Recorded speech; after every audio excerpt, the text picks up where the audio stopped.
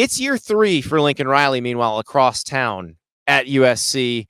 That one is a little bit different. He's getting a lot of questions because the first year, USC makes it to the Pac-12 title game. They are probably a Caleb Williams injury in that game away from going to the playoff. Now, the defense fell apart in the second half. Maybe they still would have lost, but Caleb Williams at that point was about to win the Heisman Trophy. A healthy Caleb Williams probably keeps them in that Utah game, at least keeps it competitive until the end. But they don't make the playoff. And then last year, even with Caleb Williams, it kind of fell apart, looked very mediocre. Lincoln Riley has gotten a lot of hard questions this offseason. And, we've talked about it as they've had, they had some really good commits and then decommitments from the class of 2025. We've talked about the body types. We talked with Jeff Schwartz about that on yesterday's show. We've talked about how they coach defense, how Lincoln Riley views defense as part of the holistic view of the program. Do you practice in a way that allows your team to be physical? I don't think USC practices like Georgia practices. I don't think they practice like Michigan practices. I'm not at all these practices, but I've seen some of them. And I don't think they do. I don't understand why, if you don't tackle well, you don't just call somebody who's worked at Georgia or somebody who's worked at Michigan or somebody who's worked at Alabama and say, how did you guys practice? And then just practice like that. But it's something that USC is going to have to correct. And I think Lincoln Riley's trying. I keep saying this over and over again. And I will wait as long as possible for him to prove me wrong. But I think Lincoln Riley is too smart to let this go. He's too smart and too good of a coach on the offensive side of the ball to not fulfill his full potential as a head coach. And his full potential as a head coach is that he can take a team to a national championship. But he's got to run a program that values defense as much as offense, that values physicality, and that recruits big people very, very well. Right now, that's not what's happening. But he's hired D'Anton Lynn as the defensive coordinator. The idea is that's supposed to get better. But it's interesting hearing Lincoln Riley talk. I heard him say this a couple times off the microphone. He said it in his podium session at Big Ten Media Days. And this is definitely clearly part of his messaging this year, that there was a lot of catch-up to be played at USC, that he was not, quote unquote, born on third base, to borrow a phrase from Jim Harbaugh, that he did not inherit a ready-made program like Ryan Day did or like Dan Lanning did. Because Dan Lanning, for all the criticism of Mario Cristobal left behind a really great roster for Dan Lanning. Lincoln Riley is telling us that Clay Helton didn't leave him a very good roster at all, and that USC was behind on a lot of things. Now, I'm not sure this is a satisfying thing you want to hear in year 3 from your coach who makes $10 million a year, but that's what he's saying right now. Oh, for sure. We are playing catch up. Like that's we're playing catch up in facilities. We're playing catch up in NIL. We've been playing catch up in resources within the program. We've been playing catch up in damn near every way that you could think of. But when we catch up, and we are going to catch up, that's when the things that this place has that others don't shows up again, and it's coming. Now, he ends on the optimistic note, but that's a buying time answer. That's a saying, well, we're going to get there, but it's not going to happen now. It's coming, but it's not now. And I'm also not sure that's a satisfying answer as you go into year 3. But again, I think he is taking the steps he needs. I'm very curious to watch how D'Anton Lynn's defense plays. Riley got asked about what's one thing he felt like his team improved upon in spring practice. He said tackling very clearly and had a very good answer about that.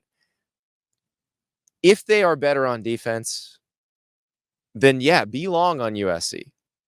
Assume that they will continue to recruit better and they will get better. Because I do think, it's like Jeff Schwartz said yesterday, there needs to be a little proof of concept before some of these bigger defensive recruits are going to be willing to take the plunge and go play for USC.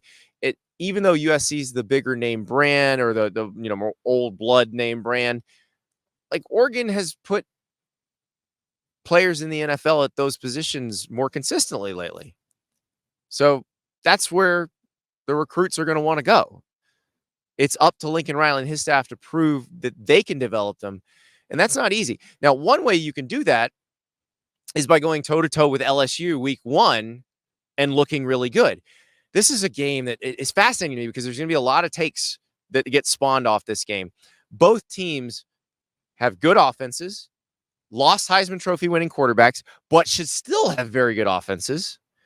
Both teams had very bad defenses last year, changed defensive coordinators, and are hoping that those changes pay off in a better defense. Now, USC did a lot more reconstruction of the roster on the defensive side of the ball than LSU did. LSU has a lot of the same players that Blake Baker, the new coordinator, is going to have to deploy differently to get better. D'Anton Lynn brought in a lot of guys that fit what he would like from a physical standpoint, and we'll see if that allows USC to get better on defense. But Lincoln had an interesting answer when asked about this game, because this is a great game. It's going to be on Sunday night. The whole country's going to be watching it. Two huge brands, like the beautiful USC helmets, those gold LSU Tiger with the block LSU. Think about how gorgeous that's going to look on the field in Las Vegas. But unfortunately, Riley, and I think he's probably right on this, thinks games like this might not be scheduled as much in the future because of the way the conferences have grown. Yeah, I think if the conferences stay the way they are, or excuse me, if the playoff stays the way that it is right now, then I think you'll see less and less of those, especially with us in the SEC. Just because our schedules are already going to be so good, at some point you're like, all right, is the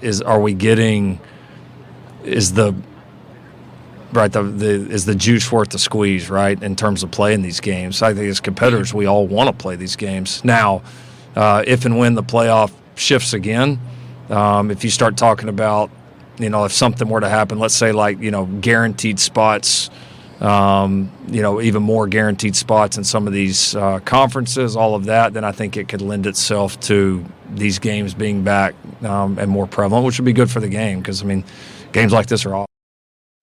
I am with Lincoln Riley on this. It would be good for the game to keep these games and to have a postseason format that values these games. So either the committee rewards the teams that play these games and win these games, or there's a system where there's enough auto bids that you're not that worried about whether you take a loss in a game like this. But these are the kind of games that you get very excited about. I don't want to see the Big Ten and the SEC not play each other until the playoff. I would like to see them play. I would love a Big Ten SEC challenge to start the season where you just match them up 1 versus 1, 2 versus 2. I think that would be phenomenal. But I understand what he's saying. I just hope it doesn't come to that. Now, he got asked that USC had a series with Ole Miss that got canceled.